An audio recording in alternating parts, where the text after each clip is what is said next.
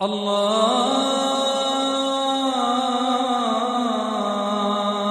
أكبر. أعوذ بالله من الشيطان الرجيم. بسم الله الرحمن الرحيم.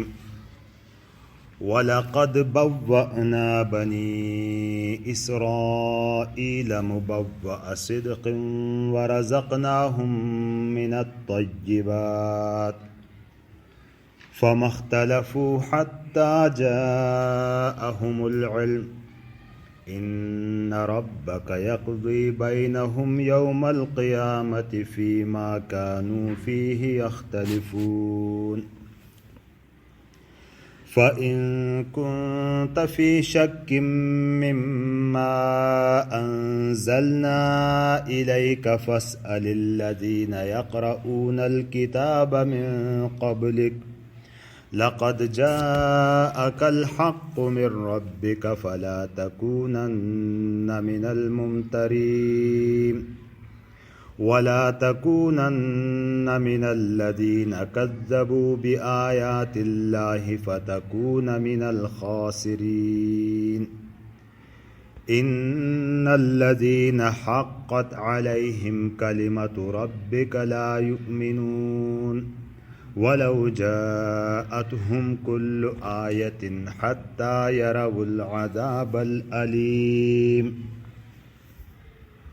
وَلَوْ جَاءَتْهُمْ كُلُّ آيَةٍ حَتَّى يَرَوُا الْعَذَابَ الْأَلِيمَ صدق اللہ العظیم.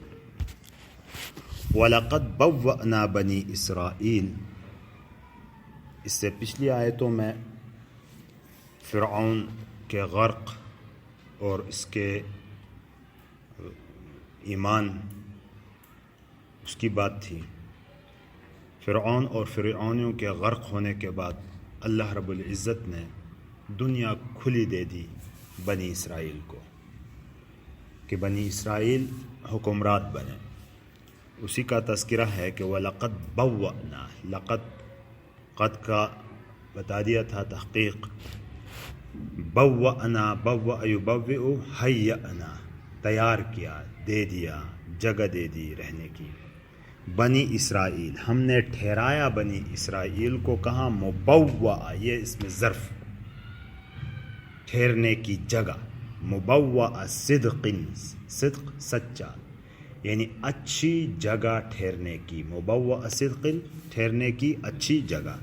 اور ہم نے بنی اسرائیل کو اچھی جگہ ٹھہرایا، بسایا. اور یہ کہاں ہے؟ کہاں بسایا؟ کہ بنو اسرائیل فرعون کے غرق کے بعد اللہ رب العزت نے مصر بھی ان کو دے دیا، اردن، شام اور فلسطین اور آس پاس کے علاقے ان کے قبضے میں آ گئے. اور یہاں پھر کیا ہو؟ وَرَزَقْنَاهُمْ، رزق یرزق، رزق دینا، دے دینا، نعمتیں دینا. من میں سے الطیبات، پاکیزہ، اور پاکیزہ رزق ان کو دیا. وَرَزَقْنَاهُمْ مِنَ الطَّيِّبَاتِ، اور پاکیزہ رزق ان کو دے دیا.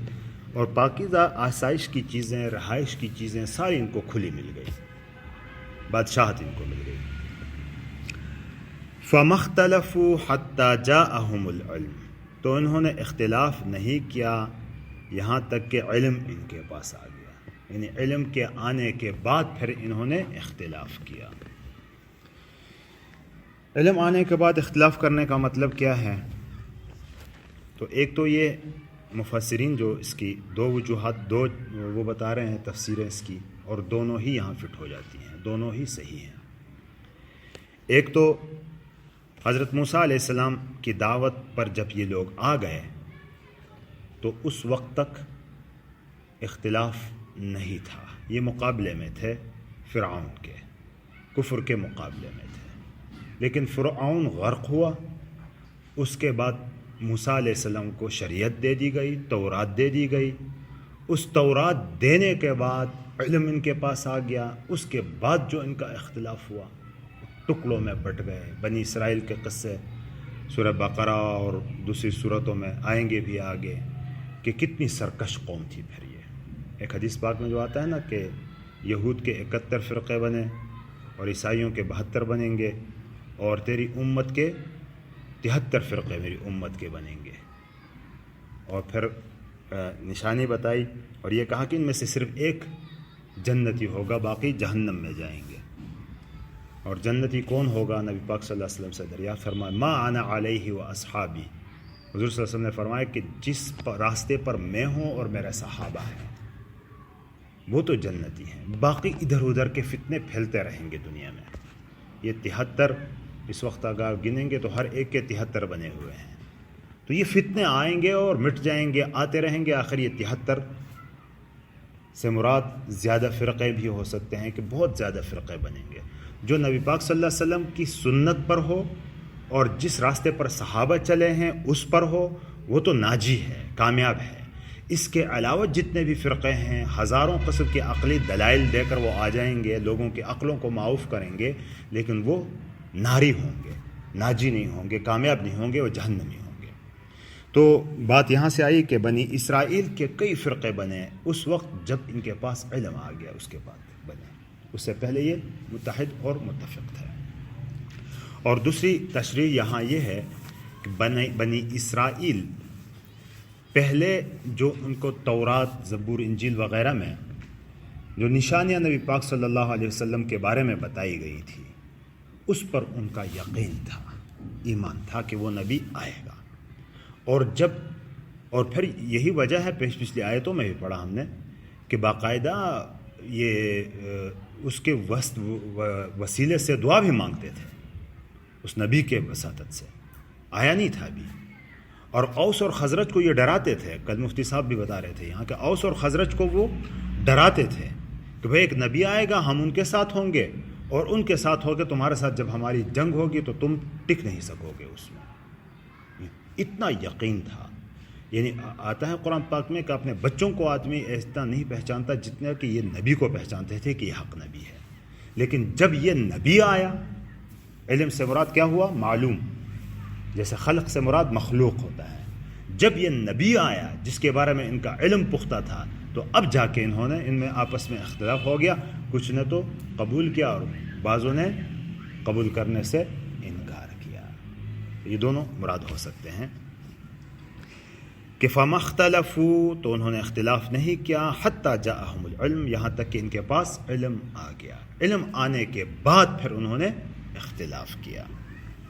ان ربک، بے شک تیرا رب، یقضی بینہم، قضا یقضی، فیصلہ کرنا، بینہم، ان کے درمیان، یعنی ان دونوں فرقوں کے درمیان، جو ماننے والے ہیں جو نہ ماننے والے ہیں، ان کے درمیان فیصلہ کرے گا۔ کب؟ یوم القیامت، قیامت کے دن۔ کس چیز میں؟ فیما کانوا فیہ یختلفون، جس چیز کے بارے میں کہ یہ ایک دوسرے سے اختلاف کرتے تھے، جس میں یہ ایک دوسرے سے اختلاف کرتے تھے، اس میں تیرا رب قیامت کے دن ان کے درمیان فیصلہ کرے گا۔ جو ماننے والے ہیں وہ کامیاب رہیں گے اور جو نہ ماننے والے ہیں وہ ناکام اور نامراد ہوں گے۔ کلیئر؟ فَإِن كُنْتَ، اگر آپ ہیں، فی شکن، شک میں، من ما، اس چیز میں جو کہ انزلنا، ہم نے نازل کیا، یعنی جو چیز ہم نے نازل کی اس میں اگر آپ شک میں ہیں، فَاسْأَلِ الَّذِينَ، تو ان لوگوں سے پوچھو، یقرؤون الکتاب من قبلک، جو پڑھتے ہیں کتاب تجھ سے پہلے۔ تو یہاں اگر آپ شک میں ہیں، نبی پاک صلی اللہ علیہ وسلم مخاطب اگر ہیں، تو اگر آپ شک میں ہیں تو نبی پاک صلی اللہ علیہ وسلم تو اس پر جو وحی نازل ہوئی اس کے بارے میں شک میں نہیں ہو سکتے۔ مراد بھی اس کی یہی ہوگی کہ انڈائریکٹلی امت کو کہا جا رہا ہے، کہ ڈائریکٹلی مخاطب تو حضور نبی اکرم صلی اللہ علیہ وسلم ہے، اور کہا جا رہا ہے امت کو کہ اگر آپ شک میں ہیں اس چیز کے بارے میں جو ہم نے اتاری ہے تیری طرف، اے انسانیت، اگر تو شک میں ہے اس چیز کے بارے میں جو تیرے لیے اتاری گئی ہے،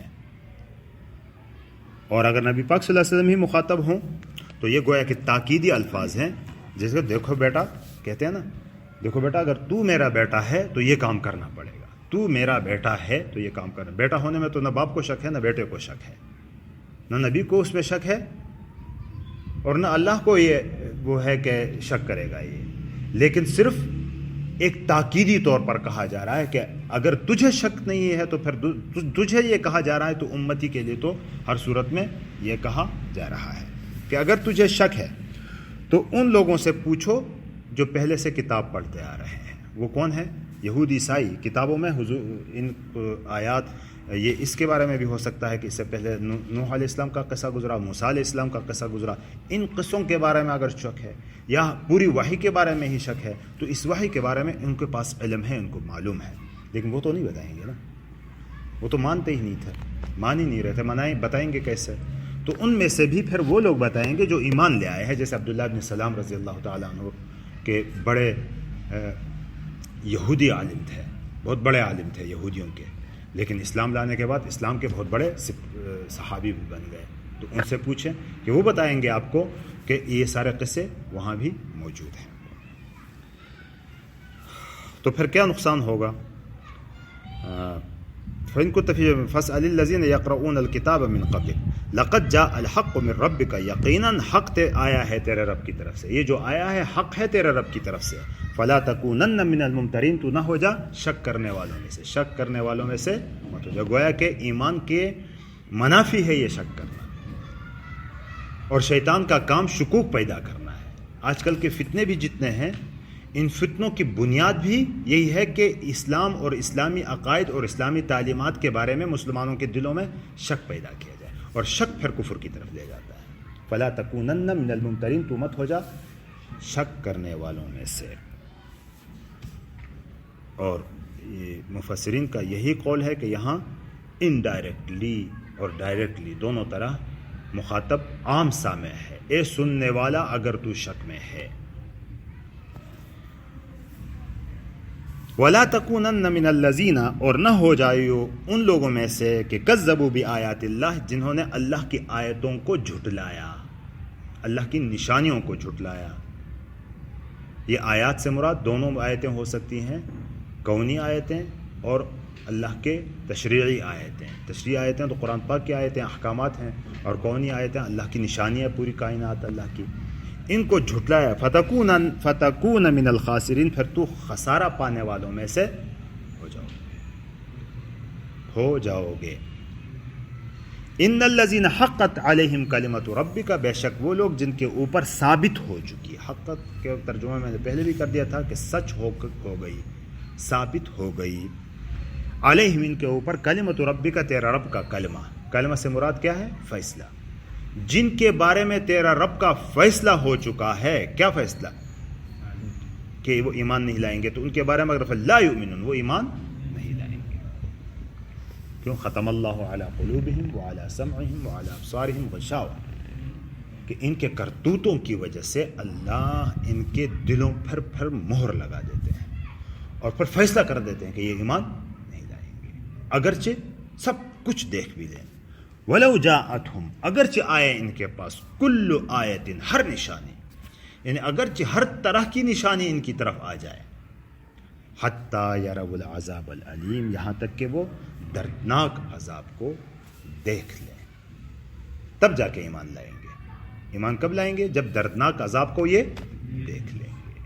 جیسا کہ ابھی وہ سا قصہ گزرا کس کا؟ فرعون کا، کہ جب اس نے عذاب کو آتا ہوا دیکھا تو آمنتو باللہ، کیا ہے؟ آمنت بھی بنو اسرائیل وانا من المسلمین، وہ ایمان لے آئے لیکن نافع نہیں رہا ان کا وہ ایمان، نفع بخش نہیں رہا، قبول نہیں ہوا وہ ایمان۔ تو اب یہ بھی جن کے بارے میں فیصلہ ہو چکا ہے، دردناک عذاب کو آتا ہوا دیکھیں گے تو ایمان لے آئیں گے، لیکن یہ ایمان قبول نہیں ہوگا، یہ ایمان نافع نہیں ہوگا۔ بس یہ بنو اسرائیل کے بارے میں شروع میں بھی میں نے شاید بتایا تھا کہ حضرت ابراہیم علیہ السلام کی اولاد میں سے ایک اسحاق علیہ السلام تھے، اسحاق علیہ السلام، اور ایک اسماعیل علیہ السلام۔ اسحاق کے بیٹے تھے یعقوب علیہ السلام، اور یعقوب علیہ السلام کا لقب تھا اسرائیل، ان کا لقب تھا اسرائیل، جس کا عبرانی لفظ ہے اور اس کا عربی ترجمہ عبداللہ آتا ہے، یعنی اللہ کا بندہ، عبداللہ اس کا ترجمہ بنتا ہے۔ تو یہ اس پیغمبر کا لقب ہے، اس کی اولاد میں نبوت چلی، سرداری چلی، تو اس کی اولاد کو بنو اسرائیل کہا جاتا ہے. اور پھر ہمارے نبی حضرت محمد صلی اللہ علیہ وسلم اسحاق علیہ السلام کے اولاد میں سے ہے، بنو اسماعیل میں نہیں، بنو اسحاق نہیں، اسماعیل علیہ السلام کے اولاد میں سے ہے، یہ بنو اسماعیل میں سے ہے. اور یہ ضد بازی یہود کی جو تھی ایک تربروالے کی وجہ سے بھی تھی کہ یہ بنو اسرائیل میں سے آنا چاہے تھے. ایک وجہ ان میں سے مخالفت کی یہ بھی تھی کہ اس کو بنو اسرائیل میں سے آنا چاہے تھے، یہ بنو اسماعیل میں آ گیا ہے. تو مخالفت کی ایک وجوہات میں سے ایک یہ بھی تھی. تو بنو اسرائیل سمجھ میں آ گیا کیا؟ بنو اسرائیل سمجھ میں آ گیا نا. یہ افضل ترین امت تھی آخری امت آنے سے پہلے، کیونکہ یہ اہل کتاب کہلاتے تھے، یہ کتاب کے عاملین تھے، لیکن پھر سرکش بھی تھے بہت زیادہ. ان کی سرکشی کے واقعات بھی اس میں آتے ہیں.